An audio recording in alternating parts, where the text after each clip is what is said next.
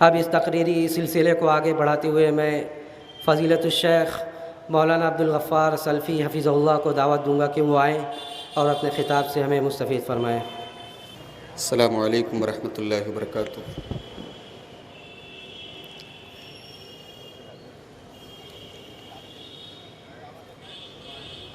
الحمد للہ نحمده ونستعینه ونستغفره ونعوذ باللہ من شرور انفسنا ومن سیئات اعمالنا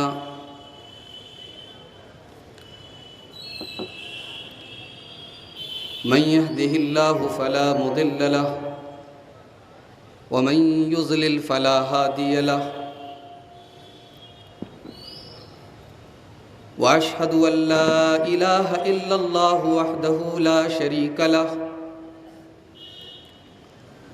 واشهد ان محمدا عبده ورسوله يا ايها الذين امنوا اتقوا الله حق تقاته ولا تموتن الا وانتم مسلمون يا أيها الناس اتقوا ربكم الذي خلقكم من نفس واحدة وخلق منها زوجها وبث منهما رجالا كثيرا ونساء واتقوا الله الذي تساءلون به والأرحام إن الله كان عليكم رقيبا يا أيها الذين آمنوا اتقوا الله وقولوا قولا سديدا يصلح لكم أعمالكم ويغفر لكم ذنوبكم ومن يطع الله ورسوله فقد فاز فوزا عظيما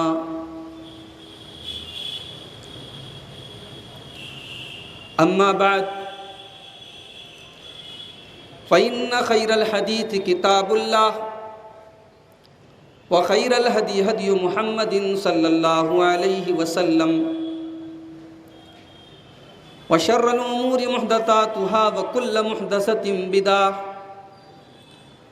وكل بدعة ضلالة وكل ضلالة في النار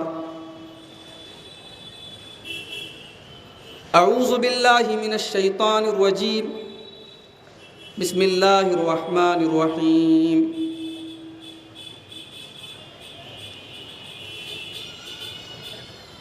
كل نفس ذائقة الموت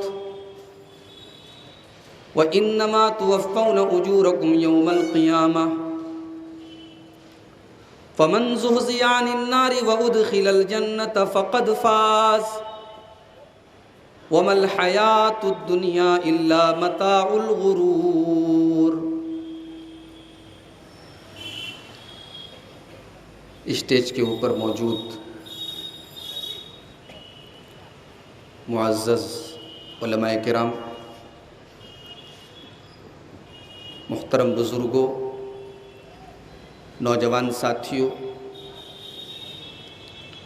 پردہ نشین ماں اور بہنوں، پیارے بچوں،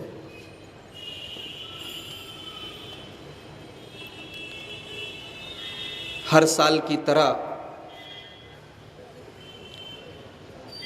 اس سال بھی اتحاد ابنائی سلفیہ کی طرف سے عیدگاہ اہل حدیث للہ پورہ کے اس گراؤنڈ میں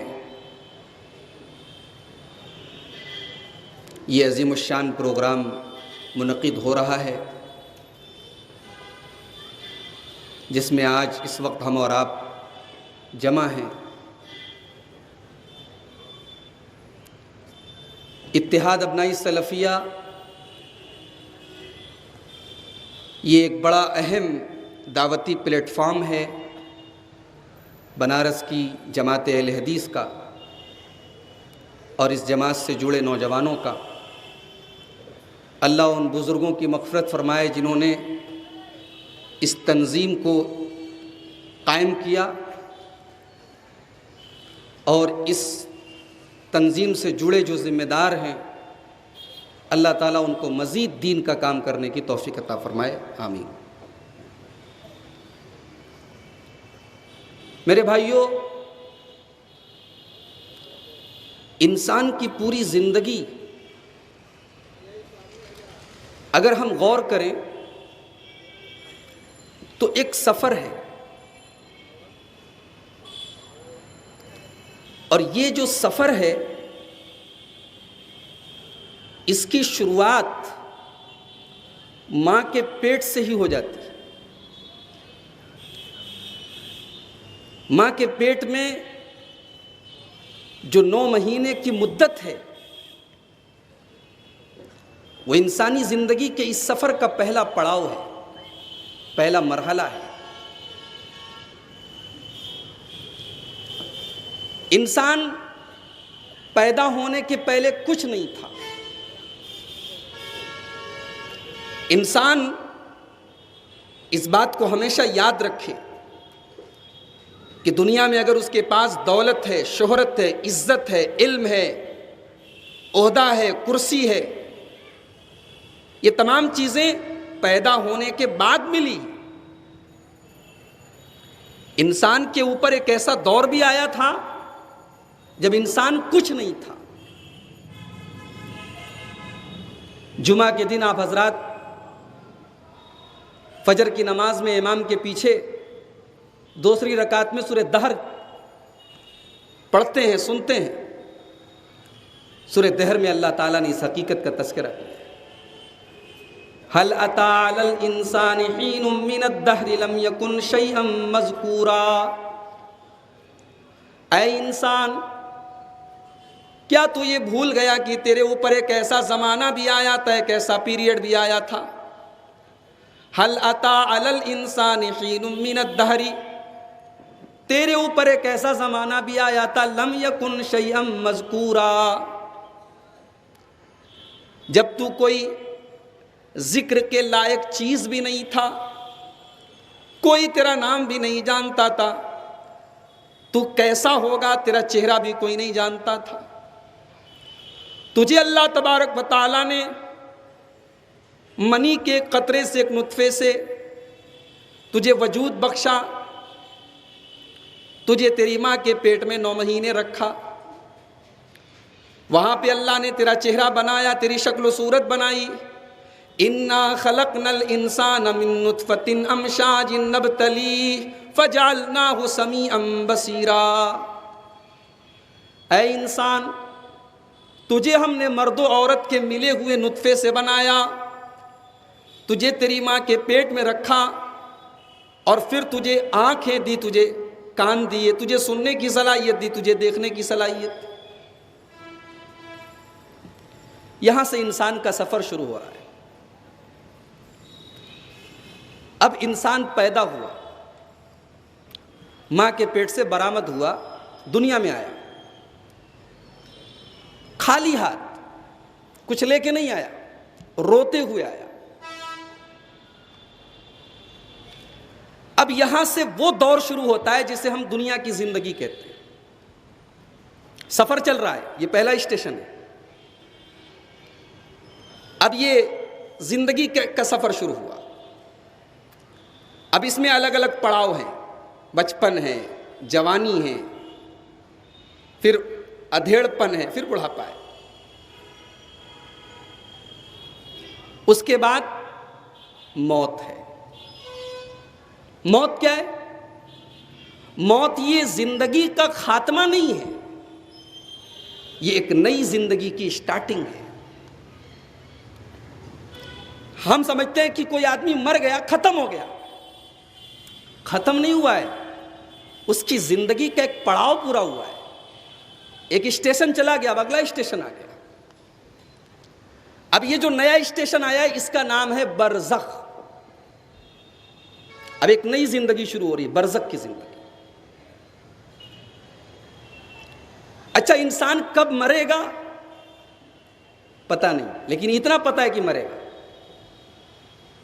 یعنی سیٹ کنفرم ہے، یہ شیور ہے کہ یہ اسٹیشن آئے گا، کب آئے گا یہ پتہ نہیں۔ اللہ تعالیٰ سورہ آل عمران کی آیت نمبر 185 میں فرماتا ہے، کل نفس ذائقۃ الموت، میرے بندو تمام کے تمام جانداروں کو مرنا ہے، تمام کے تمام نفوس کو موت آنی ہے۔ جس کے اندر جان ہے اس کو بے جان ہونا ہے، جس کو اللہ تعالیٰ نے زندگی بخشی ہے اس کو ایک دن مرنا ہے۔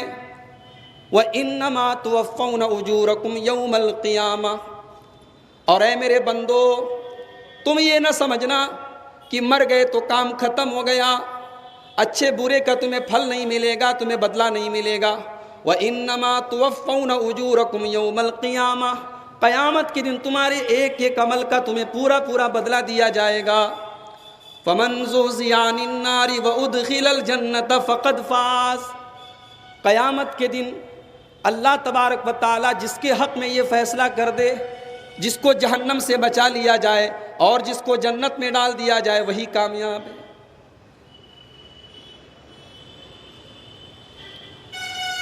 کامیابی کیا ہے؟ جس کو اللہ جہنم سے بچا لے، جنت میں ڈال دے۔ اس آیت کریمہ میں یہ کہا گیا کہ سب کو مرنا ہے، حتیٰ کہ نبیوں کو بھی مرنا ہے۔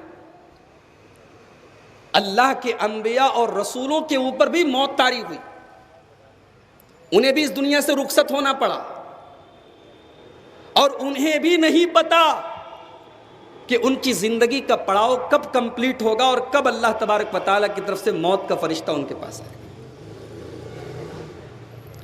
اللہ کے ایک پیغمبر تھے حضرت سلیمان علیہ السلام، اللہ نے ان کو سپر نیچرل طاقتیں دی تھی، جنات ان کے کنٹرول میں تھے، ہوا کو اللہ نے ان کے قابو میں کیا تھا۔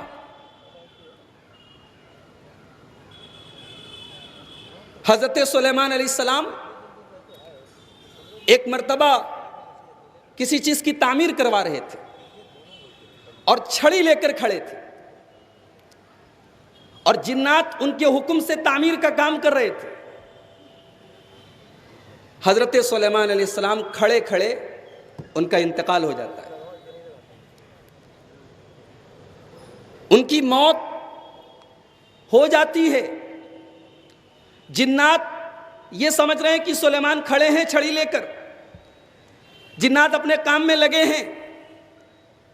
جب اس چھڑی کو گھن نے کھا کر کے ختم کر دیا، جس چھڑی کے سہارے حضرت سلیمان علیہ السلام کھڑے تھے، اور چھڑی گر گئی، اور چھڑی کے گرتے ہی، چھڑی کے ختم ہوتے ہی سلیمان علیہ السلام بھی زمین پر آ پڑے، تب جنات کو پتا چلا کہ یہ اب اس دنیا میں نہیں۔ فَلَمَّا خَرَّ تَبَيَّنَتِ الْجِنُّ أَن لَّوْ كَانُوا يَعْلَمُونَ الْغَيْبَ مَا لَبِثُوا فِي الْعَذَابِ الْمُهِينِ۔ اللہ فرماتا ہے اگر جنات کو غیب کا علم ہوتا تو انہیں پہلے ہی پتا چل جاتا کہ سلیمان علیہ السلام اب نہیں ہیں، ان کا انتقال ہو چکا ہے۔ لیکن جب چھڑی ختم ہو گئی اور حضرت سلیمان علیہ السلام زمین پر آ گرے، تب جنات کو پتا چلا کہ ان کے اوپر موت آ چکی۔ تو یہ موت ایسی چیز ہے کسی کو نہیں پتا، لیکن یہ شیور ہے کہ آنی ہے۔ اب جب موت آتی ہے تب زندگی کا دوسرا پڑاؤ شروع ہوتا ہے، جس کو ہم برزخ کہتے ہیں۔ برزخ کا مطلب کیا ہوتا ہے؟ بیریئر۔ دو چیزوں کے بیچ میں کسی چیز کی دیوار کھڑی کر دی جائے، بیریئر کھڑا کر دیا جائے، آڑ کھڑی کر دی جائے، اس کو برزخ کہا جاتا ہے۔ اسی لیے اللہ سورہ رحمان میں کہتا ہے مرج البحرین یلتقیان بینہما برزخ لا یبغیان۔ دنیا میں ایک جگہ ایسی بھی ہے جہاں دو سمندر آپس میں ملتے ہیں لیکن دونوں کے بیچ میں برزخ ہے۔ اللہ فرما رہا ہے دونوں کے بیچ میں برزخ ہے، ایک طریقے کا بیریئر ہے، ایک طرح کی رکاوٹ ہے۔ وہاں سمندر کا دو الگ الگ طریقے کا، الگ الگ کلر کا پانی ہے مگر ملتا نہیں ہے، بیچ میں ایک بیریئر ہے۔ آج سائنٹسٹ نے وہ جگہ کھوج لی ہے، وہ جگہ تلاش کر لی ہے جہاں سمندر کا پانی ملتا ہے۔ تو یہاں اللہ نے برزخ کا ذکر کیا ہے۔ تو موت کے بعد کا جو جیون ہے، جو زندگی ہے، وہ برزخ کی زندگی ہے۔ اچھا، جب آدمی مرتا ہے تو موت کے فرشتے اس کے پاس پہنچتے ہیں. اب اس کے ایمان کے اعتبار سے، اس کے عمل کے اعتبار سے اس کی روح قبض کرتے ہیں. اگر بندہ ایمان والا ہے، نیک ہے، اچھا ہے، تو بڑے سکون سے اس کی روح کو قبض کیا جاتا ہے. اللہ فرماتا ہے قرآن کریم کے 30ویں پارے میں، یا ایتھا النفس المطمئنہ ارجعی الی ربک راضیۃ مرضیہ فادخلی فی عبادی وادخلی جنتی. اے سکون و اطمینان والی روح،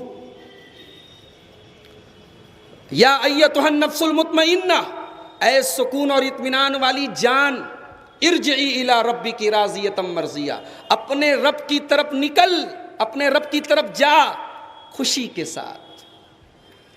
تو ایمان والے کی روح خوشی کے ساتھ نکلتی، اور بے ایمان کی روح، بدعمل کی روح، منافق کی روح کیسے نکلتی ہے؟ اللہ سورہ انعام میں تذکرہ کرتا ہے، وَلَوْ تَرَى إِذِ الظَّالِمُونَ فِي غَمَرَاتِ الْمَوْتِ وَلَوْ تَرَى إِذِ الظَّالِمُونَ فِي غَمَرَاتِ الْمَوْتِ وَالْمَلَائِكَةُ بَاسِطُو أَيْدِيهِمْ. یاد کرو جب ظالموں کے پاس، اللہ کے نافرمان بندوں کے پاس موت کے فرشتے پہنچتے ہیں.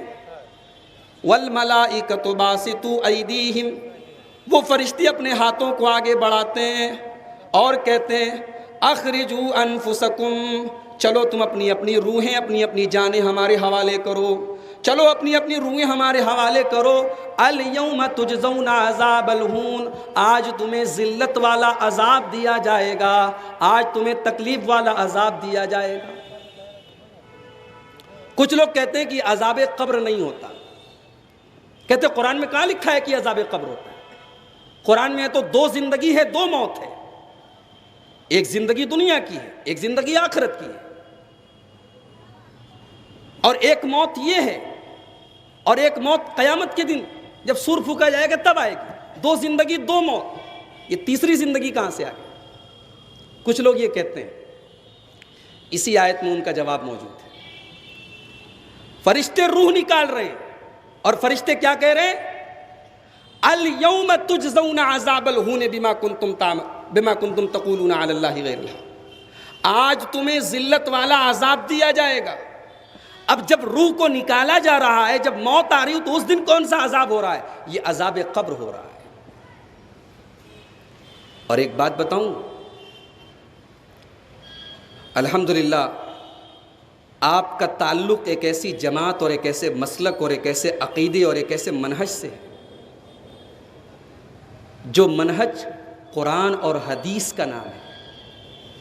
کسی مسئلے میں یہ کہنا کہ قرآن میں نہیں ہے تو ہم نہیں مانیں گے، یہ جہالت کی بات ہے. بہت ساری چیزیں قرآن میں نہیں ہیں. شریعت صرف قرآن کا نام نہیں ہے، شریعت قرآن اور حدیث کے مجموعے کا نام ہے. قرآن اور حدیث کو ملا کر کے شریعت بنتی ہے. ہمارے بہت سارے بھائی ہیں، میں جانتا ہوں، میں دیکھتا ہوں، وہ عذاب قبر کو نہیں مانتے. وہ کہتے ہیں کہ اللہ سورہ یاسین کے اندر کہتا ہے یا ویلنا من بعثنا من مرقدنا. قیامت کے دن جب لوگ اپنی اپنی قبروں سے اٹھیں گے تو کہیں گے کون ہے جس نے ہمیں ہماری خوابگاہوں سے اٹھایا. تو اگر قبر میں عذاب ہو رہا ہے تو قیامت کے دن کوئی یہ نہ کہتا کہ کس نے ہماری خوابگاہوں سے، ہمارے بستروں سے ہمیں اٹھایا. اس کا مطلب کہ جو مر گیا وہ سو گیا، اب سیدھے قیامت کے دن اٹھے گا. اصل میں قبر کے اندر جو کچھ ہو رہا ہے اسے ہم محسوس نہیں کر سکتے. وہ ہماری دنیا نہیں ہے، وہ ایک الگ دنیا ہے. اس کو ایک مثال سے سمجھو. ایک آدمی سویا ہوا ہے اور نیند میں وہ بہت ڈراؤنی چیزیں دیکھ رہا ہے، اور وہ ڈراؤنی چیزیں دیکھ کر کے اس کے اوپر دہشت طاری ہو جاتی ہے، اس کے پسینے چھوٹ جاتے ہیں اور گھبرا کر وہ اٹھتا ہے. اس کا پورا بدن پسینے سے شرابور ہے، اور اسی کے بازو میں اس کی بیوی لیٹی ہوئی ہے، اس کا بھائی لیٹا ہوا ہے. اس کو کوئی فرق نہیں پڑ رہا ہے، اس لیے کہ جس سچویشن کو اس نے دیکھا اس نے نہیں دیکھا. عذاب قبر برحق ہے، عذاب قبر ہو رہا ہے، اور اللہ کے پیارے نبی صلی اللہ علیہ وسلم فرماتے ہیں کہ جب قبر میں کسی کو عذاب ہوتا ہے تو دنیا کی تمام مخلوقات اس کو سنتی ہیں، الا الثقلین، سوائے جنات کے اور انسان کے۔ یہ چرند، یہ پرند، یہ جانور یہ سنتے ہیں اس تکلیف کو، اس عذاب کو۔ اور عذاب قبر حدیث سے نہیں، قرآن سے ثابت ہے۔ یہ بات یاد رکھی جائے، اس بات کو دماغ میں فٹ کیا جائے کہ عذاب قبر قرآن سے ثابت ہے۔ اللہ فرماتا ہے سورہ مومن کے اندر، النار یعرضون علیہا غدوا وعشیا ادخلوا آل فرعون اشد العذاب۔ قیامت کے دن فرعون کو جو عذاب ہوگا وہ ہوگا، اللہ فرماتا ہے النار یعرضون علیہا غدوا وعشیا، فرعون کو اور فرعون کے ماننے والوں کو، فرعون کے حواریوں مواریوں کو صبح شام 2 ٹائم عذاب ہو رہا ہے، 2 ٹائم ان کو عذاب دیا جا رہا ہے، اور قیامت کے دن اور سخت عذاب ہوگا۔ یہ کون سا عذاب ہے؟ یہ عذاب قبر ہے۔ اللہ فرماتا ہے سورہ انفال کی آیت نمبر 50 کے اندر، وَلَوْ تَرَىٰ إِذْ يَتَوَفَّى الَّذِينَ كَفَرُوا الْمَلَائِكَةُ يَضْرِبُونَ وُجُوهَهُمْ وَأَدْبَارَهُمْ وَذُوقُوا عَذَابَ الْحَرِيقِ۔ اے میرے بندو، کیا تم نے وہ منظر دیکھا ہے جب کافروں کے پاس ہمارے فرشتے پہنچتے ہیں اور ان کی پیٹھ پر اور ان کے چہروں پر مارتے ہیں، ان کی سرین پر مارتے ہیں اور ان سے کہتے ہیں کہ تم جہنم کی آگ کا مزہ تو چکھو گے، آج بھی تم جلنے کا مزہ چکھو۔ قبر میں جلایا جا رہا ہے، جلنے کا عذاب ہو رہا ہے۔ یہ سورہ انفال کی آیت نمبر 50 ہے۔ سورہ محمد میں اللہ تبارک و تعالیٰ فرماتا ہے فَكَيْفَ إِذَا تَوَفَّتْهُمُ الْمَلَائِكَةُ يَضْرِبُونَ وُجُوهَهُمْ وَأَدْبَارَهُمْ۔ وہ منظر بھی کیسا منظر ہے جب فرشتے ہمارے نافرمان بندوں کو مارتے ہیں، ان کے چہروں پر مارتے ہیں، ان کی پیٹھ پر مارتے ہیں۔ یہ کہاں مارا جا رہا ہے؟ یہ قبر میں مارا جا رہا ہے۔ تو قبر کا عذاب برحق ہے۔ اللہ کے پیارے حبیب صلی اللہ علیہ وسلم ایک مرتبہ صحابہ کے ساتھ جا رہے تھے، مسلم شریف کی حدیث ہے، آپ ایک کھچر پر سوار تھے، اذ حادت بہ، کھچر بدکنے لگا، گھبرانے لگا اور ایسا لگا کہ گرا دے گا۔ تو اللہ کے رسول صلی اللہ علیہ وسلم نے پوچھا یہ کون سی جگہ ہے؟ تو پتہ چلا کہ وہاں پہ 5 یا 6 قبریں ہیں۔ آپ نے پوچھا یہ قبر کس کی؟ ایک صحابی آگے بڑھے، بولے اے اللہ کے رسول میں جانتا ہوں یہ فلاں کی قبر ہے۔ آپ نے فرمایا یہ لوگ کس حال میں مرے تھے؟ بتایا گیا ماتوا فی الاشراک، یہ لوگ شرک کی حالت میں مرے تھے۔ اللہ کے پیارے نبی نے فرمایا ان ھذہ الامۃ تبتلی فی قبورہا، اے میری امت کے لوگوں، تمہیں بھی قبر کے اندر آزمایا جائے گا۔ قبر کے اندر کی جو تکلیفیں ہیں، جو پریشانیاں ہیں، جو حالات ہیں، وہ تمہیں بھی جھیلنے ہوں گے۔ ان ھذہ الامۃ تبتلی فی قبورہا، عذاب قبر کے حالات میری امت پر بھی آئیں گے۔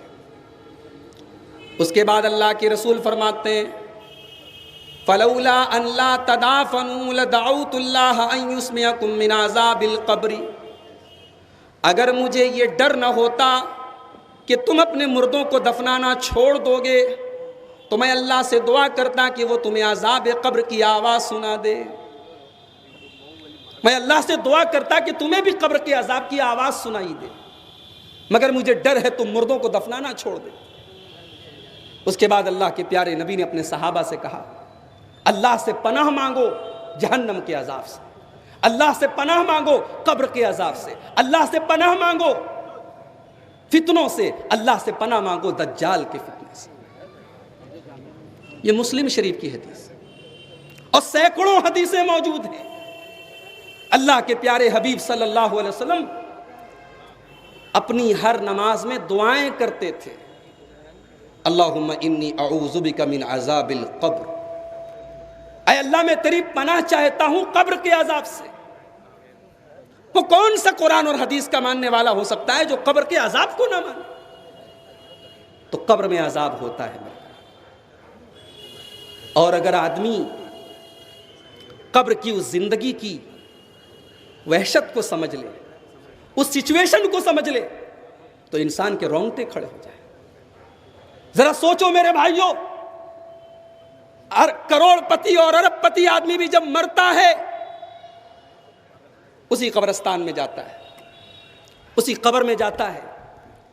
وہاں نہ لائٹ ہے، نہ پنکھا ہے، نہ دوست ہے، نہ بیوی ہے، نہ بچے ہیں، نہ کوئی یار۔ نماز پڑھی، کفنایا، نہلایا، کفنایا اور آپ کو لے جا کے قبر کے حوالے کر دیا۔ وہاں آپ اکیلے ہیں۔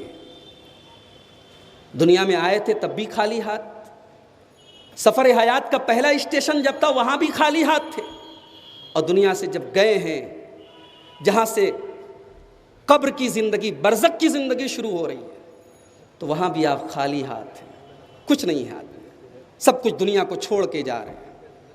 آدمی مال کمانے کے لیے، پیسہ کمانے کے لیے کیا کیا کرتا ہے؟ وہ مال دوسروں کا ہو جاتا ہے، وہ پراپرٹی دوسروں کی ہو جاتی ہے۔ آدمی نام اور عزت اور شہرت کمانے کے لیے کیا کیا کرتا ہے، لیکن آج من و مٹی کے نیچے دفن ہے۔ اسی لیے ہمیں کبھی کبھی قبرستان جانا چاہیے، کبھی کبھی قبروں کو دیکھنا چاہیے۔ قبروں کو دیکھنے سے، قبرستان جانے سے موت یاد آتی، آخرت یاد آتی۔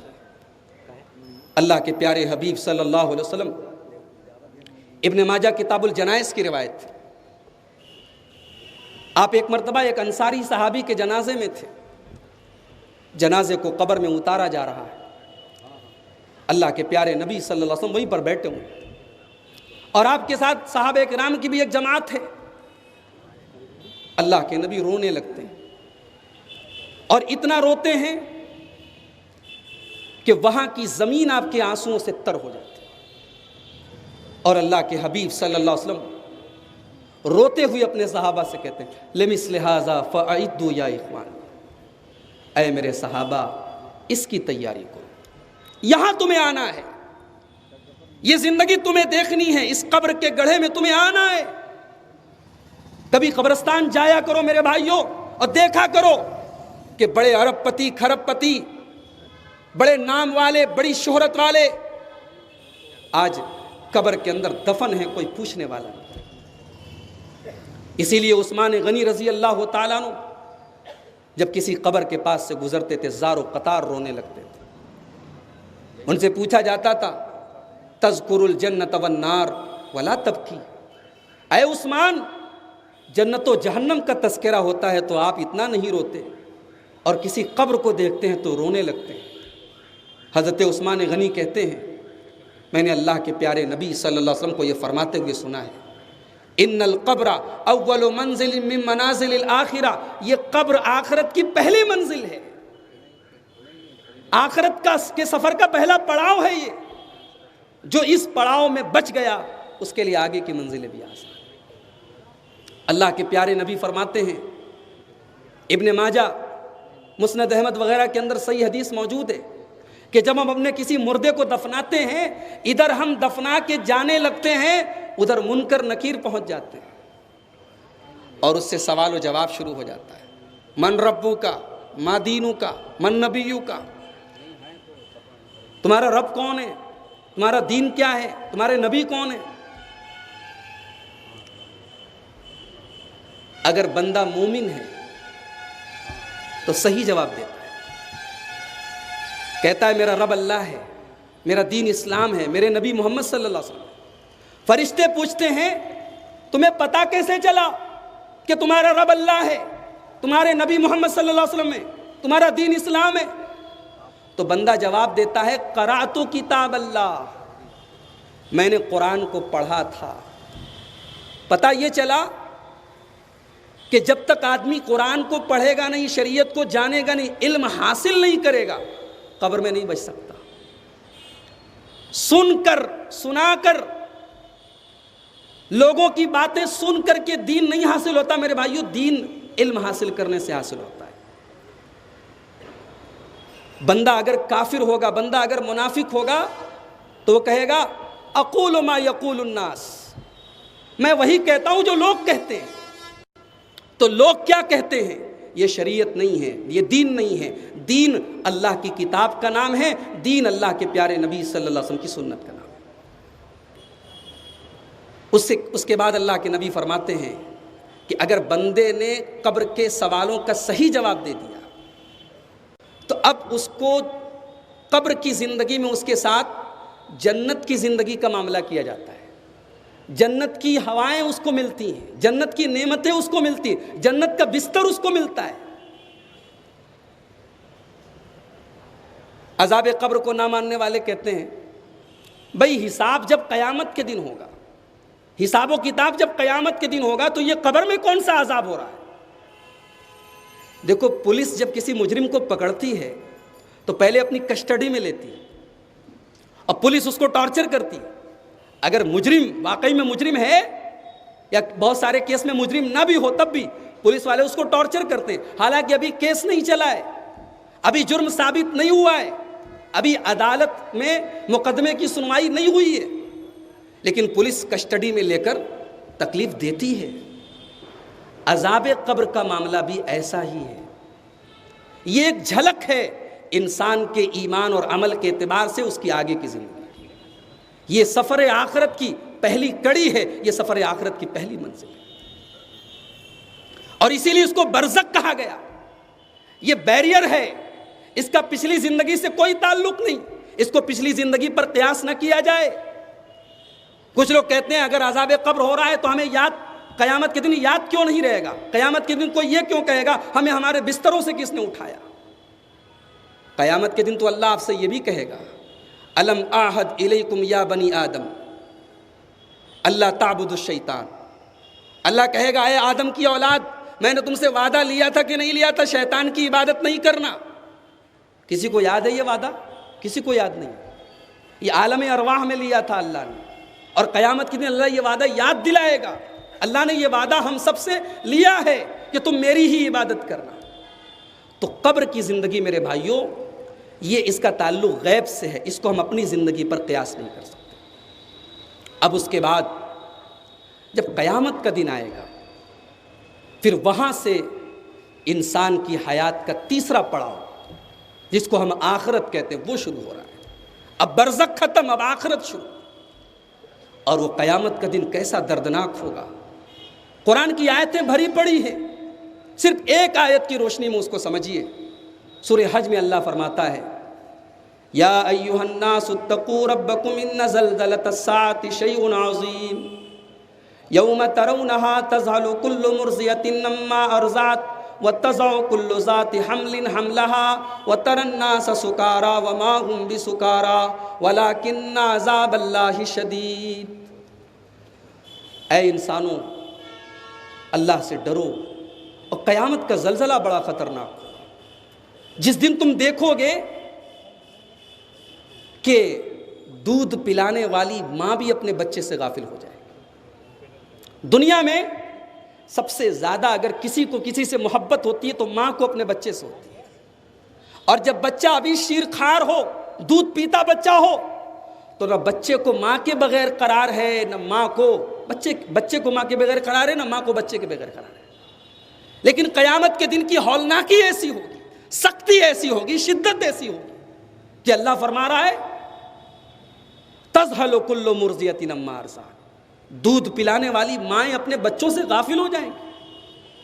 اور سورہ تکویر میں اللہ نے فرمایا وَإِذَا الْعِشَارُ عُطِّلَتْ، 10 ماہ کی گابھن اونٹنیاں پڑی رہیں گی، کوئی پوچھنے والا نہیں۔ عرب میں 10 ماہ کی گابھن اونٹنی کی بڑی اہمیت تھی۔ اللہ تبارک و تعالیٰ نے اس ذہنیت کو سامنے رکھ کر کے قیامت کے دن کی سختی کا نقشہ کھینچا کہ وَإِذَا الْعِشَارُ عُطِّلَتْ، قیامت کے دن 10 ماہ کی گابھن اونٹنیاں چھوڑ دی جائیں گی۔ یہ سارا مال، یہ ساری دولت، یہ ساری پراپرٹی جس کے پیچھے آج آدمی جان چھڑکتا ہے، قیامت کے دن کی سختی کا یہ عالم ہوگا کہ انسان ساری چیزوں سے بے خبر ہو جائے۔ وَتَضَعُ كُلُّ ذَاتِ حَمْلٍ حَمْلَهَا، اور اللہ فرما رہا ہے کہ حمل والی عورتوں کے حمل ساقط ہو جائیں گے. وَتَرَى النَّاسَ سُكَارَىٰ، اور دہشت کا یہ عالم ہوگا کہ لوگوں کے چہروں پر ایسا لگ رہا ہوگا کہ وہ نشے کی حالت میں ہے. وَمَا هُمْ بِسُكَارَىٰ، کوئی بھی نشے میں نہ ہوگا. وَلَٰكِنَّ عَذَابَ اللَّهِ شَدِيدٌ، بلکہ اللہ کا عذاب بڑا دردناک ہوگا. قیامت کے دن اللہ کی بارگاہ میں انصاف ہوگا. وہاں پہ میزان پر ہمارے اور آپ کے عمل تولے جائیں گے. وَالْوَزْنُ يَوْمَئِذٍ الْحَقُّ، قیامت کے دن حق کے ساتھ، انصاف کے ساتھ ترازو رکھی جائے گی اور لوگوں کے اعمال کو تولا جائے گا. فَمَنْ ثَقُلَتْ مَوَازِينُهُ فَأُولَٰئِكَ هُمُ الْمُفْلِحُونَ، جس کے نام اعمال میں نیکیوں کا پلڑا بھاری ہوگا وہی کامیاب ہوگا. میرے پیارے بھائیوں، آج دیکھیں اور غور کریں ہم کہ آج ہمارے نام اعمال میں ہم کون سے اعمال ہمارے اپنے نام اعمال میں ہم درج کروا رہے ہیں، اور قیامت کے دن ہمارا کون سا پلڑا بھاری ہونے جا رہا ہے. اللہ تبارک و تعالیٰ نے تو تمام چیزیں بتا دی. قرآن کریم کا 15واں پارہ اٹھائیے، سورہ کہف جو ہم سب جمعہ کے دن پڑھتے ہیں. سورہ کہف میں اللہ نے نقشہ کھینچا ہے کہ قیامت کے دن ہمارے نام اعمال ہمارے سامنے کھول دیے جائیں گے. وَعُرِضُوا عَلَىٰ رَبِّكَ صَفًّا، لائن لگا کے سب میں لوگ کھڑے ہوں گے اللہ کی بارگاہ. آج لوگ کہتے ہیں فلاں بچا لیں گے، فلاں بچا لیں گے. اس دن مجال ہوگی کسی؟ فَلَا تَسْمَعُ إِلَّا حَمْسًا، اللہ کا جلال ایسا ہوگا کہ کسی کو بولنے کی مجال نہ ہوگی اللہ کی بارگاہ میں. وہاں ہر کوئی شفاعت نہیں کرے گا، وہاں اللہ کے حکم سے اللہ کے خاص بندے خاص لوگوں کے لیے شفاعت کریں گے. اور اس دن کا نقشہ کھینچتے ہوئے اللہ نے فرمایا فَتَرَى الْمُجْرِمِينَ مُشْفِقِينَ مِمَّا فِيهِ، مجرم ڈرے ہوں گے، اللہ کے مجرم بندے ڈرے ہوں گے، سہمے ہوں گے، اور کہیں گے مَا لِهَٰذَا الْكِتَابِ لا يغادر صغیرۃ ولا کبیرۃ الا احصاها. اے اللہ، یہ کیسی کتاب ہے، یہ کیسا رجسٹر ہے، یہ کیسا نام اعمال ہے جس کے اندر ہر چھوٹا بڑا گناہ ریکارڈ ہے. جو گناہ ہم نے رات کے 12 بجے تنہائیوں میں کیے تھے، بند کمروں میں کیے تھے، دنیا سے چھپ کر کے کیے تھے، ہمارے وہ گناہ بھی اس نام اعمال میں موجود ہوں گے. میرے عزیز ساتھیوں، میرے بزرگوں، اس دن کی تیاری کرو. اس دن کے لیے ہم نے کیا تیاری کر رکھی ہے، یہ غور کرنے کا مقام ہے، اس پر سوچنے کا مقام ہے. قیامت کے دن کا نقشہ کھینچتے ہوئے اللہ کے پیارے نبی فرماتے ہیں صلی اللہ علیہ وسلم تدن الشمس یوم القیامت من الخلق کمقدار میل. سورج 1 میل کی دوری پر ہوگا. 1 میل کتنا ہوتا ہے؟ 1.6 کلومیٹر، تقریباً 1.5 کلومیٹر. 1.5 کلومیٹر کتنا ہوتا ہے؟ آج سورج 9 کروڑ 30 لاکھ میل دور ہے. اس پر سے گرمی کا یہ عالم ہوتا ہے. مئی جون کے مہینے میں لوگ گرمی سے لو سے مر جاتے ہیں. ذرا سوچو اس گرمی کا کیا عالم ہوگا، اس تپش کا کیا عالم ہوگا جب سورج 1 میل کی دوری پر ہوگا. لوگ پسینے میں شرابور ہوں گے اور ہر آدمی ننگا ہوگا، کسی کے بدن پہ کپڑا نہیں. تحشرون حفاتن عراتن غرلا. اللہ کے پیارے حبیب فرماتے ہیں، بخاری کی روایت ہے کہ تم سب کے سب ننگے اٹھائے جاؤ گے، ننگے جمع کیے جاؤ گے قیامت کے دن. حضرت عائشہ نے پوچھا، اے اللہ کے نبی صلی اللہ علیہ وسلم، الرجال والنساء جمیعا ينظر بعضهم بعضا. اے اللہ کے نبی، قیامت کے دن تمام کے تمام لوگ ننگے ہوں گے تو اس کا مطلب یہ ہوا کہ مرد عورتوں کی طرف دیکھیں گے؟ اللہ کے نبی قیامت کی بات کر رہے ہیں، میدان محشر کی ہولناکی کا نقشہ کھینچ رہے ہیں، اور حضرت عائشہ کا ذہن کدھر جا رہا ہے؟ اللہ اکبر. ان کی شرم و حیا کا، ان کی عفت کا، ان کی غیرت کا، اور اس سوسائٹی کا اندازہ لگائیے کہ اس سوسائٹی اور اس سماج کے لیے یہ تصور کے باہر تھا، یہ چیز تصور کے باہر تھی کہ مرد اور عورت ننگے ہو جائیں، پبلک پلیس میں ننگے ہو جائیں۔ حضرت عائشہ کہتی ہے اللہ کے نبی مرد و عورت ننگے ہوں گے تو بڑی بے حیائی کا عالم ہوگا، بڑی بے غیرتی کا عالم ہوگا، لوگ ایک دوسرے کو دیکھیں گے۔ آپ نے فرمایا الامر اشد من ان یہمہم ذاک۔ اے عائشہ تم کہاں کی بات کرتی ہو؟ قیامت کے دن اتنی پرواہ کسے ہے، اتنی فرصت کسے ہے کہ وہ دوسرے کی طرف دیکھے؟ نفسی نفسی کا عالم ہوگا۔ دنیا میں بیٹا پریشانی میں ہے باپ کام آتا ہے، باپ تکلیف میں ہے بیٹا کام آتا ہے، بھائی بھائی کے کام آتا ہے، بیوی شوہر کا ساتھ دیتی ہے، شوہر بیوی کا ساتھ دیتا ہے۔ قیامت کے دن، حشر کے دن کوئی کسی کا ساتھ نہیں دے گا۔ یوم یفر المرء من اخیہ وامہ وابیہ وصاحبتہ وبنیہ۔ بیوی کو دیکھ کر آدمی بھاگے گا، اولاد کو دیکھ کر بھاگے گا، ماں کو دیکھ کر بھاگے گا۔